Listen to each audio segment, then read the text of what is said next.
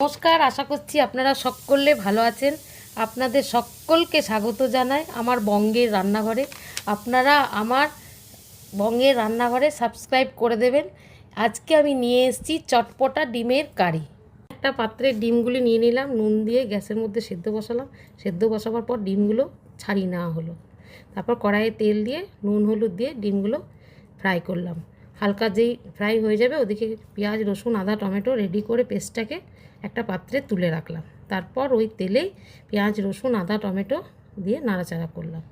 তারপর ধনে গুঁড়ো দিলাম, ধনে গুঁড়ো দেওয়ার পর জিরে গুঁড়ো দিয়ে দিলাম, জিরে গুঁড়ো দেওয়ার পর লঙ্কা গুঁড়ি দিলাম, লঙ্কা গুঁড়ি দিয়ে নাড়াচাড়া করলাম। নুন দিলাম, মিষ্টি দিলাম, তারপর হলুদ দিলাম।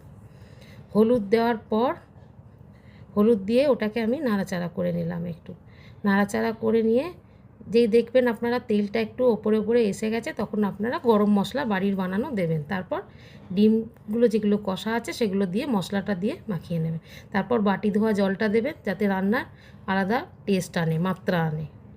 যদি আমার এই ডিম কারিটি আপনাদের ভালো লেগে থাকে ভিডিওটি, দয়া করে আপনারা আমার চ্যানেলটিকে লাইক শেয়ার এবং সাবস্ক্রাইব করবেন।